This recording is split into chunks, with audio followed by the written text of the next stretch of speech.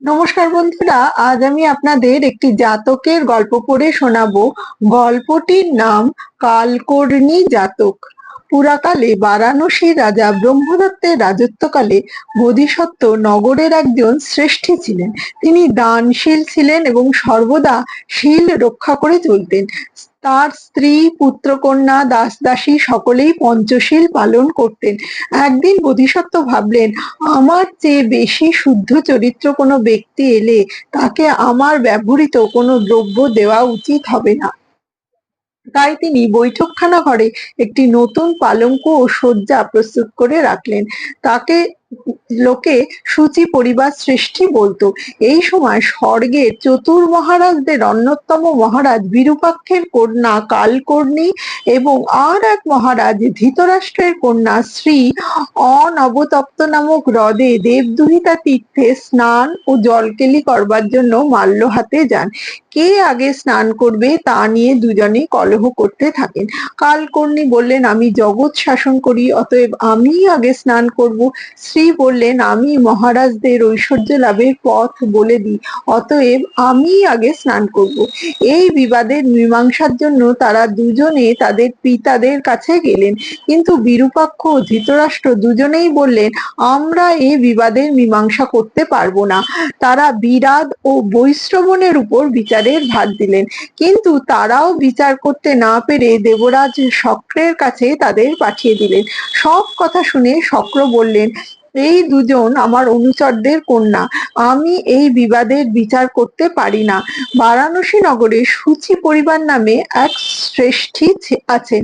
তার গৃহে এক অনুচ্ছিষ্ট পালঙ্ক ও এক অনুচ্ছিষ্ট শয্যা থাকে। যে সেই পালঙ্কে উপবেশন ও সেই শয্যায় শয়ন করতে পারবে সেই আগে স্নান করার যোগ্য হবে। এই কথা শুনে কালকর্ণী তৎক্ষণাৎ নীল বসন পরে নীল আলো বিকিরণ করতে করতে মধ্যরাত্রিতে আকাশপথে বারাণসীর সূচি পরিবার শ্রেষ্ঠীর বাড়ির দ্বারদেশের উপর শূন্যে অবস্থান করতে লাগলেন। শ্রেষ্ঠী বোধিসত্ত্ব চোখ খুলে তাকে দেখতে পেয়ে বুঝতে পারলেন তিনি অতি কুরূপা ও অপ্রিয়। তাই তিনি একটি গাথার মাধ্যমে জিজ্ঞাসা করলেন, কুরূপা কৃষ্ণবর্ণা, কে ওখানে বসে আছে? তুমি কার কন্যা?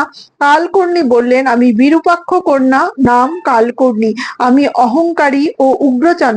শোনো শ্রেষ্ঠীবর, আমি তোমার কাছে থাকবার স্থান চাই। শ্রেষ্ঠী বোধিসত্ত্ব তখন আবার জিজ্ঞাসা করলেন, তোমার চরিত্র কিরূপ? লোকের সঙ্গে তোমার আচরণ কেমন? বা না জেনে তবে তোমার প্রার্থনা পূর্ণ করা যায় কিনা ঠিক করব। কালকর্ণী বললেন, ভণ্ড, ধূর্ত, ঈর্ষাপরায়ণ, ক্রোধী, অহংকারী ও ইন্দ্রিয়ের দাস যারা, তারাই আমার প্রিয়। তাদের লব্ধ অর্থ নাশ হয়। যারা ধরাধামে নিন্দুক, নিষ্ঠুর, ক্রোধী ও যাদের ক্ষান্তি ও সংযম নেই, তারা আমার আরো প্রিয় জানবে। একথা শুনে বোধিসত্ত্ব বললেন, তুমি এ স্থান ছেড়ে চলে যাও কালকর্ণী, আমার মধ্যে এসব গুণ নেই। তুমি অন্য যে কোনো গ্রামে বা নগরে যেতে পারো। কালকর্ণী চলে গেলেন। দেবকন্যা শ্রী সুবর্ণ বর্ণ বস্ত্র ও স্বলঙ্কারে ভূষিত হয়ে সোনার মতো উজ্জ্বল আলো বিকিরণ করতে করতে পায়ে হেঁটে ভূমির উপর সেইখানে দাঁড়িয়ে রইলেন। বোধিসত্ত্ব তার পরিচয় জিজ্ঞাসা করায় তিনি বললেন, আমি ধৃতরাষ্ট্র মহারাজের কন্যা, বাসস্থান চাই। বোধিসত্ত্ব তখন জিজ্ঞাসা করলেন, কিরূপ তোমার চরিত্র? লোকের সঙ্গে তোমার ব্যবহার কেমন? তা আগে জেনে তোমার প্রার্থনা পূর্ণ করব কিনা তা স্থির করব। শ্রী বললেন, যে জন শীত, গ্রীষ্ম, বর্ষার মধ্যে সর্ব ভয় তুচ্ছ করে ক্ষুধা তৃষ্ণা সহ্য করে অকাতরে নিজ কার্য সাধনে সর্বত্র ব্যস্ত থাকে, সেই জনই আমার প্রিয়।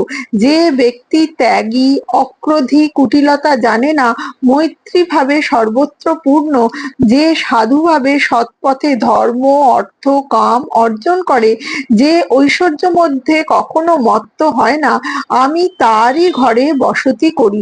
বোধিসত্ত্ব শ্রীদেবীর কথা শুনে অতিশয় প্রীত হলেন। বললেন, ওই অনিচ্ছিষ্ট আসন ও শয্যা আপনারই উপযুক্ত, আপনি তাতে উপবেশন ও শয়ন করুন।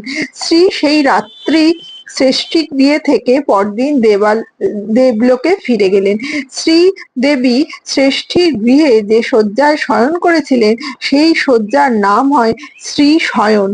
এখনো লোকের গৃহে লক্ষ্মীর জন্য যে শয্যা থাকে তাকে শ্রী শয়ন বলে।